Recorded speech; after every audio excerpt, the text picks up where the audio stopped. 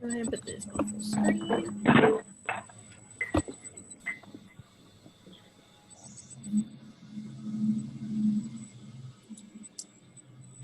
So you should see a poll. So just go ahead and answer that.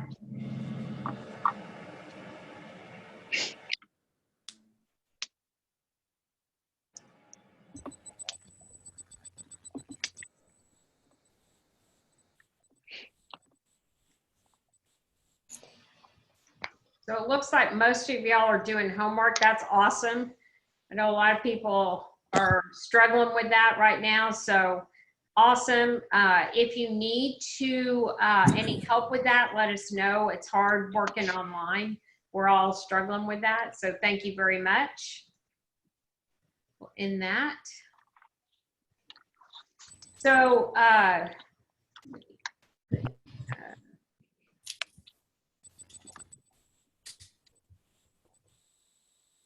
all right, so we're going to talk about creating your Applied Texas account. This is the first step in getting ready for college, and it's pretty easy to do.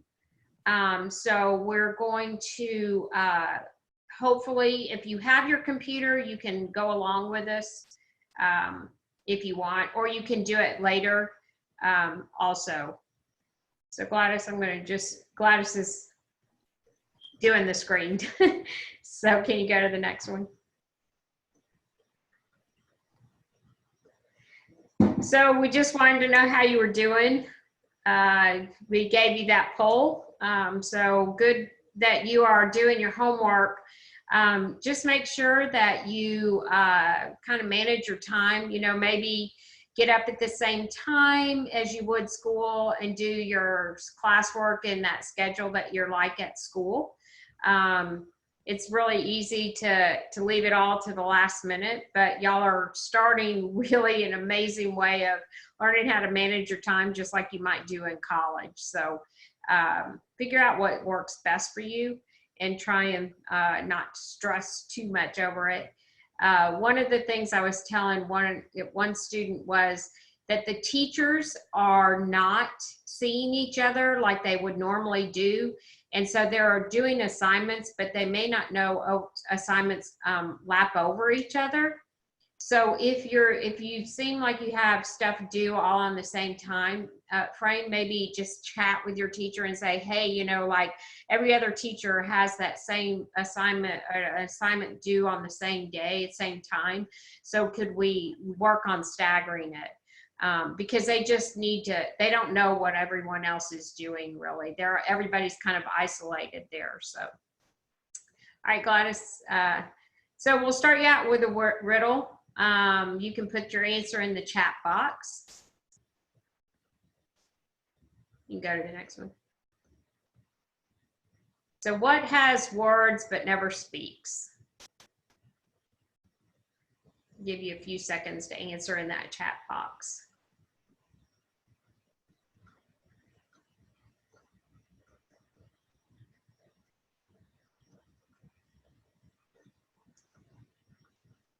Yeah, you can go to the next one. Yep, right, book. That's right. So awesome. That's what it is. So as a junior, you can't apply to college until July 1st. Some may start August 1st, but the application will open for you guys, the class of 2021, July 1st. But we're gonna do a little bit of preparation. We're gonna create our profile now so that you can be on top of it and be ready to go. So you can next. So we're gonna go to appliedtexas.org. If you want to, you can follow along with this. If you have a computer, if you're on your phone or you don't have a computer, then you can do this later. If you are lacking a computer, you don't have a computer at home and you need one, If you would put that in the chat box for us, because we're trying to find computers for you guys that are needing one. I know the school might have one, but I know they're also running out of that resource. So let us know if you need a computer and we'll try and figure out how to get something to you. So on the, we're going to walk you through how to do this. And if you'll do it correctly and follow the directions that we're telling you now, then it'll save you a whole lot of headache when you go to the admission piece to it. So when you get to the screen, you're going to create your account now. And so you would click on that button or that link. You're going to check that privacy box, and that privacy box just says that you're going to agree that everything is private, but you're also going to be able to send it out to all the colleges. So you're filling in information once, then when you apply to a college, all that information is already filled out and going to the college.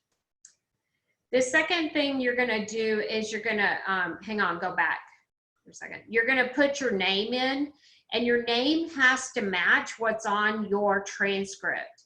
So even though you all know me as Kathy, it's got to, my name here has to be Kathleen because that's what's on my transcript. If you have two last names, make sure you put two last names in there. I know we've talked to you about SAT matching. All of this stuff has to match, and that's why we're so trying to make you match everything, because that makes it so much easier when it gets to the college admission office. If everything matches, it goes through very quickly. If it doesn't, it just sits there until somebody notices, oh yeah, these two things match. Or they'll just leave it there until you call them. So make sure your name matches what's on your transcript. Then you can go to the next one. And then your birthday, you're going to put your birthday in the 4-digit format. Your place of birth is where you were born, where your birth certificate is. It's not where you're living now, it's where you were born. So if you were born, say, in New York City, then go ahead and put New York City. If you were born in Mexico, then go ahead and put Mexico City. Then you would fill out the country Mexico. It just has to match in there of what you need to where your birth certificate's from. Your current grade level, if you will put 12th, because July 1st, you're going to be a 12th grader, and you won't have to go back and change that. If you put 11th grade, they'll let your application sit there because you can't go to college as an 11th grader. You won't graduate and be able to go to college in 2021. So go ahead and put 12th grade there. And then check if you're a U.S. citizen. If you are not a U.S. citizen, it'll ask a question. If you have been in the country for 36 months, and make sure you check yes. And we'll go back in and look and check all that too. And then for your email address, please, please, please put your Gmail account, your CCC Gmail.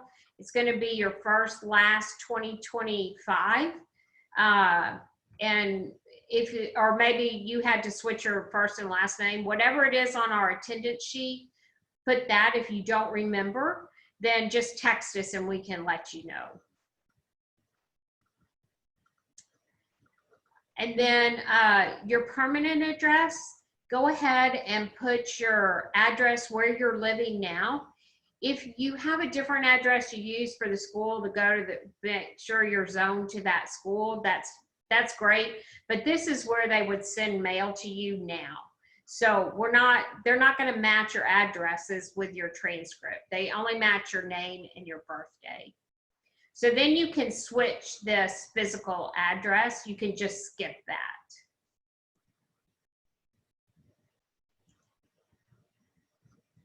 Okay, hang on just a second. I'm muting Gladys and Natalie and Deja so they can make comments if they want.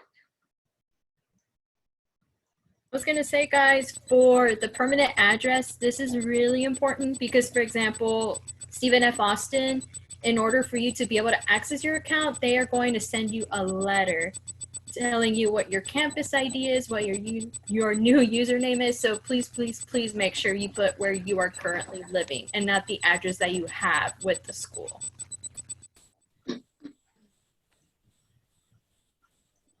Also, there was a question in the chat. If you already have an Apply Texas account, just send us your login through text so we can go ahead and write that on your folder. Perfect. Perfect. Perfect. Can you go to the next one? So your preferred phone number, that's the phone number should they need to call you for anything, or if they were just like SMU often calls and says, hi, would you like to find out more about our school? So that phone number should be the cell number that we use for texting. If it's not, or if you have a different phone number, then all of those phone numbers should match. And then the type of phone, I think for most of you guys, it's going to be a cell phone. Very few of you have a landline for that. And then the next one is the emergency contact. So this is the person that, if there's an emergency on campus, who are they going to call? And so for us, like in my family, Bill traveled a lot, so none of my kids would have put Bill down for that because he was always on an airplane, and they would have called me. So some families, you know, it's better to call one parent or another, or maybe your parents both don't have cell phones and it's your grandmother, whoever it is that you need to get that phone call should there be an emergency on campus. And they only contact them if there's a real emergency. It's not like you didn't show up for class. This would be like there's some threat on campus. And then you're going to fill out race and ethnicity. So you check whether you're Hispanic or Latino. And then you check your racial category. So if you don't have a racial category, that's fine. If you want to, say you're Hispanic and you're American Indian, that's fine, or Asian. If you're not Hispanic, then you would put no and then check one of the boxes below. Pardon me. You go to the next one. So then you're going to put your gender down. The gender is what you were born with. It's what's on your birth certificate. It's a little outdated, but remember this platform is very old. It is very, very old, and they were looking to update it, but I think with all of this that's going on right now, they probably aren't going to update it in time for your application season. So whatever is on your birth certificate, make sure you put male or female. And then for your password, it should be college 2025. Please put that, don't make up something really complicated because you'll never remember it. We want to make sure that you can get into your account again, and that's the easiest thing. If we keep all the passwords college 2025, it just makes it a whole lot easier in the whole application process for you. And then so you don't have to put the exclamation. It doesn't require a special character. So just college 2025 is perfect. And then you say I'm not a robot and check that. And then it'll save it. You save the profile at the bottom there. And you can go to the next one. And then it's going to send you an email to your Gmail account. So you'll log in to your Gmail account and it'll do a verification email. So it'll say, from Apply Texas, we want to verify your account. You need to open that email, click on the link, and verify the account. If you don't do that, it won't create the account for you. And you'll have to go back and do everything again. So it's easiest if you just verify it and get everything done that way. And then you can log back in. So now when you log back in, you're going to use your username, which is your CCC email, and you're going to use your password, which is college 2025. And then you should be able to log in and get back into the Apply Texas. And what you created was this profile. So when you go in, you'll see that you've got your profile. Next to it is my applications, my essays, my transcripts. Your profile is now created, and all that information will automatically be on every application, and we'll get to those applications on July 1st. And so if you do anything with applications, right now the colleges are all doing things for the class of 2020. And many times, because it is an old platform, it will delete all of the current applications. So anything you would do would be deleted, and you'd have to start over anyway. So I know in the bottom of the chat, do we need to go over it again? Do you need anything to see? Because I know that we did it pretty fast, especially if you were following along. Yeah, could you do that one more time with just explain the Applied Texas thing? Gladys, can you go back? Oh, okay. Oh. Okay, there we go. Wait, are you there, Josie? In a Word doc. Okay. Oh, Word Yeah, I'm there. Please. Okay. Did you have any specific questions on the Apply Texas, like what the website is and how it would like to create the account? I set audio on. No, I don't have any specific questions. I just need log into it. to log into it. Make sure it works. Okay, so I just have to basically register it. So, once you log on to applytexas.org, if you don't have an account yet, you'll just click on the Create Your Account Now, the little blue link, and then it'll direct you to this page where you start filling in your name, making sure that it matches whatever's on your transcript. Excuse me.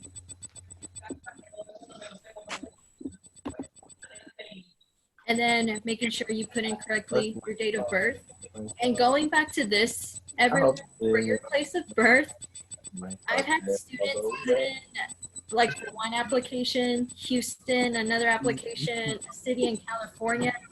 So make sure you put in the correct place of birth, because that does make a difference in your college application. So Oh, she gonna take my baby. I'm just people just playing. like it seems like it's a fast thing to create. Don't just rush through it. Oh, okay. Sorry. So you guys, we've unmuted everybody so they can ask questions, but if you've got somebody else in the room, you can mute yourself on the lower left side of your screen.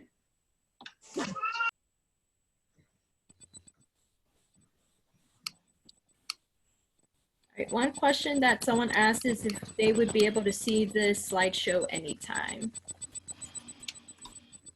So we can, yes, send a link out for that. And we're recording it. So as soon as we get the link for this, we'll send the recording out for it.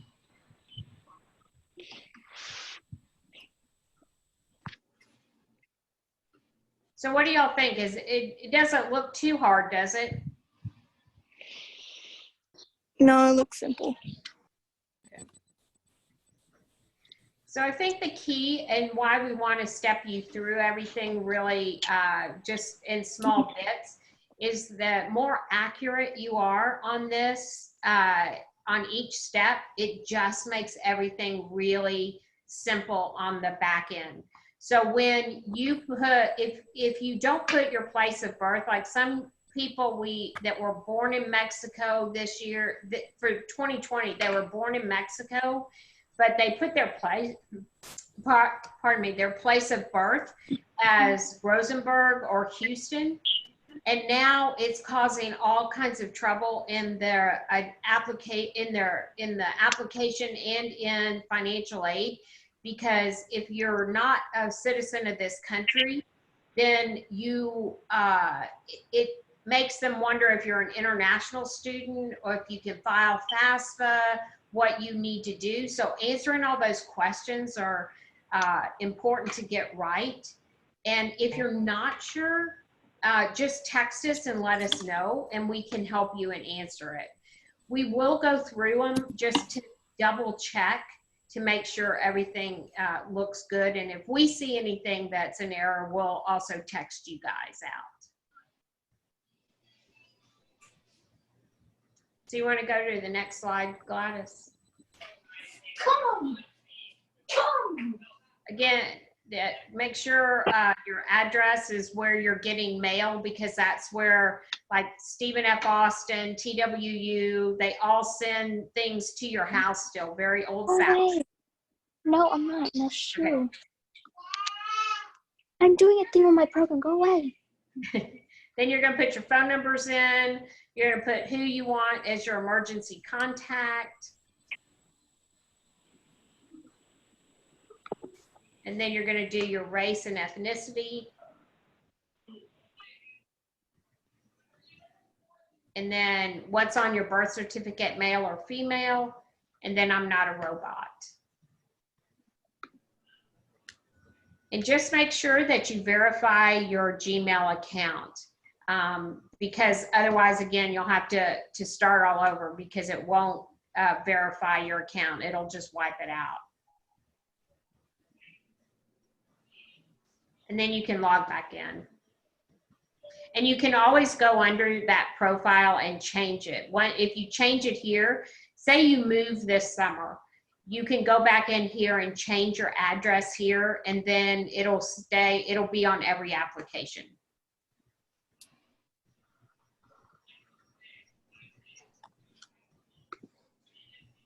So we're trying to do a great job of logging in. I want you to know every professional in the world is struggling with how to do things online.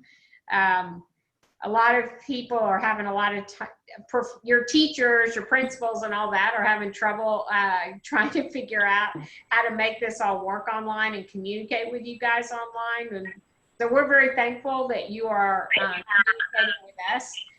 We're doing things on Facebook. We're doing things on Instagram and Twitter. You can text us. You can email us. Some things, if you don't have anything to do outside of homework, you can always work on race.me. That is remember, that's where you can get scholarships for things you've done at school, and you can earn money that way for financial aid for college next year. So, and that is your Gmail account in College 2025 to get into that. So don't forget about that. If you're bored watching all those Netflix, you can just do that while you're sitting there watching those too. So Natalie or Bree, Geisha, Gladys, y'all have anything else you want to add? Yeah, so if you have made an account in Apply Texas before for dual credit, go in again anyway and check out your profile. You're for sure going to want to change your high school year and maybe an address or anything else that might have changed. So even if you have made one, still go in and check out your profile there and make those changes. I get a question. Yes, ma'am. What if you kind of like lost the ID number in any case? Lost your what ID number? You mean you don't know your password to get in? No, it's not the password. It's whatever they give you an identification in order to sign in. It's not kind of like sign in, but it's filled with total numbers. The login should be your email address. Your username should be your email, and then your password is whatever you used when you signed up. So if you know what email address you use, you can do forgot password and put in, or I'm sorry, forgot username or forgot email and recover it that way. All right. What about the ID they give after the application is filled? So you're not going to do any applications right now. If you did dual credit, you have an application ID, but that's not for applying to colleges. So I don't need it at all? So that's just for them to keep track of their amount of applications. That's why they have an application ID number. Oh, all right. And if you do, You guys. tic-tac-toe going. If you made an account with dual credit, you can go in and change the email account to our CCC email instead of your school email. Remember, your school email disappears when you are when you graduate, and you can't get back into that account. So just go in and change the email where it has email address to that CCC email. I did that just like you said. I put my CC email instead of my school email. Yep, awesome, awesome, awesome. But do you know any information of dual credit? So dual credit is going to be like you're already accepted for dual credit if you're taking dual credit this year. If you're applying for dual credit next year, you can just go ahead. You can still make this account and just use this account when they ask you to apply to either Lone Star or HCC for dual credit. Just use this account and keep it all in one place. Because I don't know how to log in Lone Star after this event pandemic just happened. I don't know if they're gonna still be open for phone calls or any information.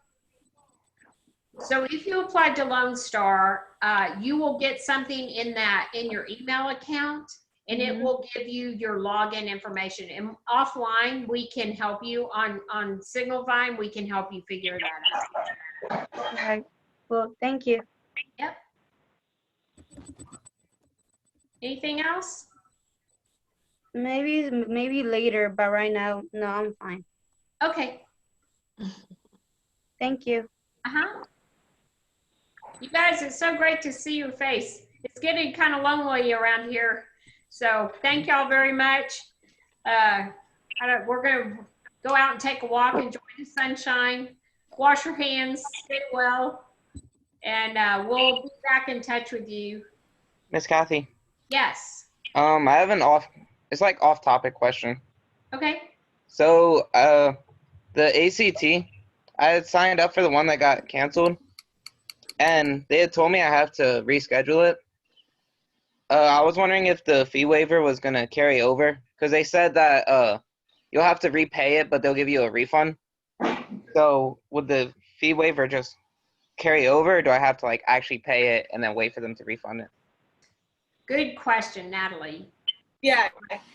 So right now, when you do your ACT, the fee waiver will pay for the test, but there will be, I think, like a $29 fee for changing your test date, and then they refund that. So you won't have to pay for a full test. You're not going to have to pay that $70 or whatever, but you will have to pay to change the date, and then they'll take credit out. Okay. Thank you. And you'll still have both fee waivers also. So when you reschedule, you'll get that first test free and they refund the fee. And then if you sign up for a second one, that one will be free as well. And there won't be any fee with that. I got a question. Yes, ma'am. I signed for the free waiver, but I didn't receive emails or anything from updates or to reschedule it. Should I worry or should I wait? Could you repeat that question? I couldn't hear the beginning part. She said she didn't receive an email about rescheduling or anything. So what should she do? And so were you signed up for the SAT or the ACT? ACT. Okay. And was it the April one or did you sign up for a summer one? Summer. Okay, if you're signed up for summer, then you don't have to reschedule it yet because the only test they canceled was April. So for now, that's why you haven't gotten an email. That test for now is still gonna happen. All right. I was just wondering. Thank you so much. Mm-hmm. And for anybody that took the school-wide SAT, we should be expecting those scores any day from now. So we're anxiously awaiting those. And then the May SAT is canceled. If you're taking AP classes and you need to take that AP test if you're signed up for it, they're going to send information out where you do it online. And if you're back in school, I'm sure you'll do it in your classroom. If you're not back in school, they're going to send you directions on how to do those AP tests.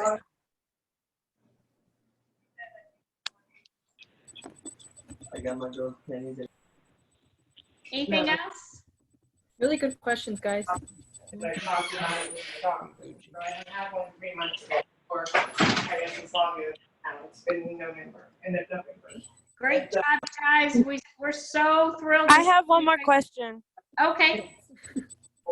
So for the Apply Texas, it asks for a permanent address, but I'm planning to move. So do I just leave the address I'm at right now? So you can't leave it blank. You should, if you know your new address, go ahead and put that address. I don't know the new address yet. Okay, then just put the address you're in now. And then Okay. once you move, you can go back into your profile and change it. Okay.